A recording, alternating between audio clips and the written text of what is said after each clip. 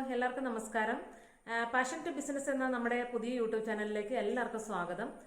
ഞാൻ ഇന്ന് നിങ്ങളുമായിട്ട് ഷെയർ ചെയ്യാൻ പോകുന്നത് ഒരു ബൊട്ടിക്ക് എങ്ങനെ കുറഞ്ഞ മുതൽ മുടക്കിൽ സ്റ്റാർട്ട് ചെയ്യാം, അതെങ്ങനെ വിജയകരമാക്കാം എന്നുള്ളതിനെ കുറിച്ചാണ്. എന്നെ കേട്ടുകൊണ്ടിരിക്കുന്ന കൂട്ടുകാർക്ക് ആർക്കെങ്കിലും ബൊട്ടിക്ക് തുടങ്ങാൻ ആഗ്രഹമുണ്ടെങ്കിലോ അല്ലെങ്കിൽ നിങ്ങൾ ചെറുതായിട്ട് സ്റ്റാർട്ട് ചെയ്ത് വെച്ചിട്ടുണ്ടെങ്കിലോ അവർക്ക് ഉപകാരപ്പെടുന്ന ഒരു കുറച്ച് കാര്യങ്ങളുമായിട്ടാണ് ഞാൻ വന്നിരിക്കുന്നത്. ഫസ്റ്റ് നമ്മൾ ഒരു ബൊട്ടിക്ക് തുടങ്ങാനായിട്ട് ആഗ്രഹിക്കുമ്പോൾ ആദ്യം ചിന്തിക്കേണ്ടത് ലൊക്കേഷൻ തിരഞ്ഞെടുക്കുന്നതിലാണ്. സാധാരണയായിട്ട് ഒത്തിരി റെസിഡൻഷ്യൽ ഏരിയ ആണെങ്കിലും അതുപോലെ തന്നെ കോളേജ്, സ്കൂള് അങ്ങനെയൊക്കെയുള്ള ഏരിയകളാണെങ്കിൽ നമുക്ക് കൂടുതൽ ആളുകളെ, അതായത് ലേഡീസ് പാസ് ചെയ്യുന്ന സ്ഥലങ്ങളാണെങ്കിൽ അവിടെ നമുക്ക് കൂടുതൽ വിജയിപ്പിക്കാനായിട്ട് സാധിക്കും. അപ്പോൾ നമ്മൾ തിരഞ്ഞെടുക്കുമ്പോൾ ഫസ്റ്റ് ശ്രദ്ധിക്കേണ്ട കാര്യം എന്താ വെച്ചാൽ ആ ഒരു ലൊക്കേഷൻ, നല്ലൊരു ലൊക്കേഷൻ തിരഞ്ഞെടുക്കുക എന്നുള്ളതാണ്.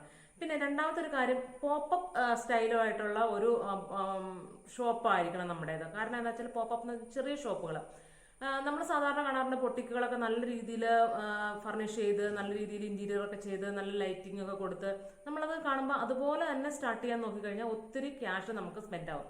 ഇത് സ്റ്റാർട്ട് ചെയ്ത് ഒരു 6 മാസം കഴിയുമ്പോഴാണ് നമുക്ക് മനസ്സിലാവുള്ളൂ ഇതിന്റെ ബിസിനസ് എങ്ങനെയാണ് ഗ്രോ ചെയ്യുക, ഇതിന്റെ കസ്റ്റമേഴ്സിന്റെ സർവീസ് എങ്ങനെയാണ് നമുക്ക് മെച്ചപ്പെടുത്തി കൊടുക്കാൻ പറ്റുക എന്നുള്ളതിനെ കുറിച്ചൊക്കെ നമ്മൾ സ്റ്റാർട്ട് ചെയ്ത് ഒരു 6 മാസം കഴിയുമ്പോഴാണ് നമുക്ക് ഇതിനെക്കുറിച്ച് മനസ്സിലാവുള്ളൂ. അപ്പൊ അതുവരേക്കുള്ള ഒരു ബഡ്ജറ്റ് നമ്മുടെ കയ്യിലുണ്ടായിരിക്കണം. കാരണം നമുക്ക് സ്റ്റാഫിനെയൊക്കെ അപ്പോയിന്റ് ചെയ്യേണ്ടതായിട്ട് വരും. ഇപ്പോൾ നിങ്ങൾക്ക് തന്നെ കട്ടിങ്ങും സ്റ്റിച്ചിങ്ങും എല്ലാം ചെയ്യാൻ അറിയാമെങ്കിൽ ജസ്റ്റ് തനിയെ സ്റ്റാർട്ട് ചെയ്യാം. അതല്ല, ഒരു സ്റ്റാഫിനെയൊക്കെ വെച്ചിട്ട് ചെയ്യേണ്ടതാണെങ്കിലും അവർക്ക് സാലറി കൊടുക്കേണ്ടതായിട്ട് വരും. പിന്നെ റെന്റഡ് ആയിട്ടുള്ള ഷോപ്പാണെങ്കിൽ റെന്റ് കൊടുക്കേണ്ടി വരും. അപ്പോൾ ഒരു 6 മാസത്തേക്ക് എന്തായാലും നമുക്ക് വലിയ രീതിയിലുള്ള ഒരു ബിസിനസ് ഗ്രോത്ത് ഉണ്ടാവില്ല, അത് ഉറപ്പാണ്. കാരണം ബേക്കറി അതുപോലെ തന്നെ ബ്യൂട്ടി പാർലർ അങ്ങനെയുള്ള ഒരു ഷോപ്പ് അല്ലല്ലോ, അത് പെട്ടെന്ന് ഗ്രോ ചെയ്യുന്ന ഒരു സ്ഥാപനമാണ്. ബേക്കറിയും ബ്യൂട്ടി പാർലറൊക്കെ എന്ന് പറഞ്ഞാൽ പെട്ടെന്ന് വന്ന് അവർക്കൊന്ന് റണ്ണിങ് ആയി പോകും. അതേപോലെ അല്ല സ്റ്റിച്ചിങ് എന്ന് പറയുന്നത്.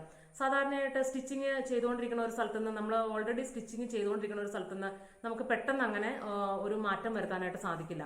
അപ്പൊ ഒരു പരീക്ഷണാടിസ്ഥാനത്തിലായിരിക്കും നമ്മുടെ അടുത്ത് കൊണ്ടുതരുന്നത്, നന്നായിട്ടാണോ ചെയ്യുന്നത് എന്ന് നോക്കിയിട്ട്.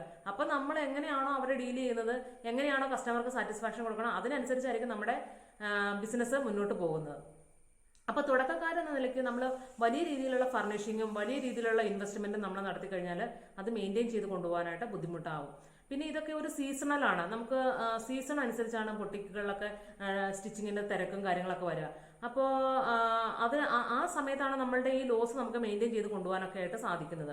അല്ലാതെ എപ്പോഴും നമുക്ക് കണ്ടിന്യൂസ് വർക്ക് ഉണ്ടാവില്ല, ചില മാസങ്ങളിൽ ഡൗൺ ആവും. അപ്പോൾ അതൊക്കെ മെയിൻറ്റെയിൻ ചെയ്ത് കൊണ്ടുപോകാനെങ്കിൽ നമ്മളത് ഒരു 5-6 ഒരു വർഷമെങ്കിലും റൺ ചെയ്തെങ്കിൽ മാത്രമേ നമുക്ക് അതിനെക്കുറിച്ചുള്ള പൂർണ്ണമായിട്ടുള്ള അറിവ് നമുക്ക് ലഭിക്കുകയുള്ളൂ. ഞാൻ പോപ്പപ്പ് സ്റ്റൈല് ഷോപ്പ് തുടങ്ങണമെന്ന് പറയാൻ കാരണം, നമുക്കിപ്പോൾ ഒരു 6 മാസം റൺ ചെയ്ത് ഒരു വർഷമൊക്കെ റൺ ചെയ്ത് കഴിയുമ്പോൾ നമുക്ക് അറിയാം ഇത് എങ്ങോട്ടൊക്കെയാണ് ഗ്രോ ചെയ്ത് പോകുന്നത്, ഡൗൺ ആണോ ഹൈ ആണോ എന്ന് നമുക്ക് അറിയാൻ പറ്റും. അപ്പോൾ അങ്ങനെ ഒരുപാട് ലോസിലേക്കാണ് പോകുന്നതെങ്കിൽ നമ്മൾ പിന്നെ അവിടെ കണ്ടിന്യൂ ചെയ്യരുതെന്നാണ് എൻ്റെ അഭിപ്രായം. കാരണം കസ്റ്റമേഴ്സ് നല്ലതില്ല എന്നുണ്ടെങ്കിൽ നമുക്ക് പിന്നെ അവിടെ പിടിച്ചു നിൽക്കാനായിട്ട് സാധിക്കില്ല. അതുകൊണ്ടാണ് ഞാൻ പോപ്പപ്പ് സ്റ്റൈല് ഒരു ബൊട്ടിക്ക് തുടങ്ങാനായിട്ട് നിങ്ങളെ സജസ്റ്റ് ചെയ്യുന്നത്. രണ്ടാമത്തെ കാര്യം, നമ്മൾ സ്റ്റാർട്ട് ചെയ്ത് കഴിഞ്ഞാൽ നമുക്ക് ഉടൻ തന്നെ നമ്മൾ സോഷ്യൽ മീഡിയയിൽ നമ്മുടെ ഇൻഫ്ലുവൻസ് അറിയിക്കുക എന്നുള്ളതാണ്. നമുക്കിപ്പോൾ ധാരാളം ഫെസിലിറ്റിയാണ് ഉള്ളത്. നമ്മളെ കുറിച്ച് പുറം ലോകം അറിയാനും നമ്മൾ ഇതുപോലെ നല്ല ചെയ്യുന്നുണ്ടെന്ന് അറിയിക്കാനായിട്ട് വളരെ മികച്ച ഒരു പ്ലാറ്റ്ഫോമാണ് നമുക്ക് social media. Instagram, Facebook, YouTube, അതുപോലെ തന്നെ ലിങ്ക്ഡിൻ, ട്വിറ്റർ, അങ്ങനെ എല്ലാ സംവിധാനങ്ങളും നമുക്കുണ്ട്. നമ്മുടെ ഒരു പ്രസൻസ്, നമ്മുടെ ഒരു സ്ഥാപനത്തിന്റെ വിസിബിലിറ്റി നമുക്ക് കൂട്ടാനായിട്ട് ഈ സോഷ്യൽ മീഡിയ നമ്മൾ ഉപയോഗിക്കുക.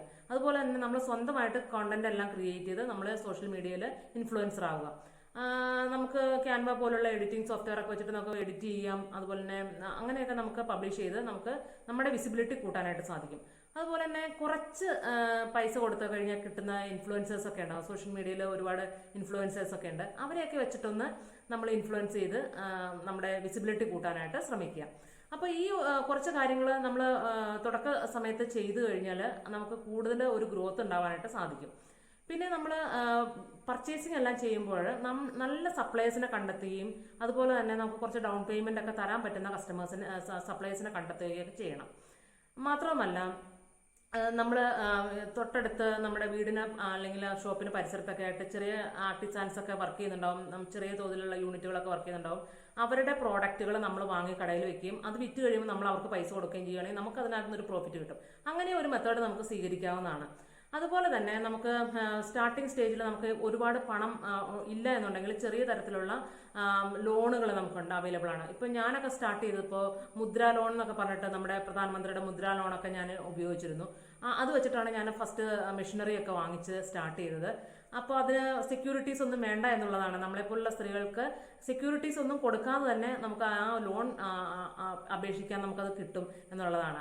മറ്റുള്ള ലോണുകൾ ബാങ്കിൽ നമുക്ക് ഗോൾഡിൻ ഒക്കെ പണയം വെക്കുകയോ അല്ലെങ്കിൽ അങ്ങനെയുള്ള കാര്യങ്ങളൊന്നുമില്ല.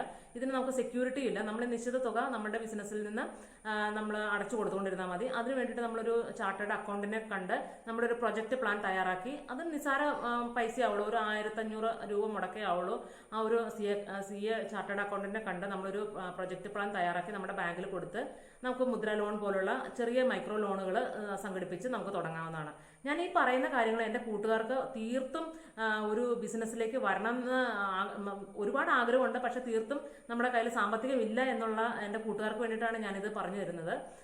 അതുപോലെ തന്നെ നമുക്ക് കൃത്യമായിട്ടുള്ള ബഡ്ജറ്റ് പ്ലാനുകൾ ഉണ്ടായിരിക്കണം. നമ്മൾ എത്ര രൂപയ്ക്കാണ് സാധനങ്ങൾ വാങ്ങിക്കുന്നത്, അതുപോലെ തന്നെ നമ്മുടെ ഈ ഷോപ്പിൽ നിന്ന് കിട്ടുന്ന ആ പൈസ നമ്മൾ കറക്റ്റായിട്ട് ഒരു അക്കൗണ്ട് മെയിൻറ്റെയിൻ ചെയ്ത് നമ്മൾ അതിനകത്ത് ഒരുപാട് പൈസ നമ്മളുടെ ഒരു സാലറി അല്ലാതെ വേറെ ഒന്നും എടുത്ത് ഉപയോഗിക്കാതെ നമ്മൾ കൃത്യമായിട്ട് അതിൻ്റെ ബഡ്ജറ്റും കാര്യങ്ങളെല്ലാം നടത്തിക്കൊണ്ട് പോവുകയാണെങ്കിൽ തീർച്ചയായിട്ടും നിങ്ങൾക്ക് ഒരു ചെറിയ ബൊട്ടീക്ക് തീർച്ചയായിട്ടും നടത്തി വിജയിപ്പിച്ച് കൊണ്ടുപോകാനായിട്ട് സാധിക്കും. അപ്പോൾ എന്നെ കേട്ടുകൊണ്ടിരിക്കുന്ന കൂട്ടുകാർക്ക് ഇത് ഉപകാരപ്പെട്ടിട്ടുണ്ടെങ്കിൽ എൻ്റെ ഈ യൂട്യൂബ് ചാനലിനെ ഒന്ന് കമൻ്റ് ആയിട്ട് അറിയിക്കുക. അതുപോലെ തന്നെ എൻ്റെ കൂട്ടുകാർ ഈ ഒത്തിരി സപ്പോർട്ടീവായിട്ട് എനിക്ക് ഒരു 3-4 വീഡിയോ ചെയ്തപ്പോഴത്തേക്കും എനിക്ക് സപ്പോർട്ടീവായിട്ട് ഒരുപാട് കൂടിയിട്ടുണ്ട്. ഞാൻ എൻ്റെ കൂടെ ഉള്ള എൻ്റെ ഈ കൂട്ടുകാരെ ഞാൻ ചേർത്ത് വെച്ച് ഒരു കമ്മ്യൂണിറ്റി ആയിട്ട് മുന്നോട്ട് പോകാനാണ് ആഗ്രഹിക്കുന്നത്. അതുകൊണ്ട് നിങ്ങൾ സപ്പോർട്ടീവായിട്ട് കൂടെ നിൽക്കുക, സബ്സ്ക്രൈബ് ചെയ്യുക. അടുത്ത വീഡിയോയിൽ അടുത്ത വിവരങ്ങളുമായിട്ട് വരുന്നതായിരിക്കും. Take care, bye bye.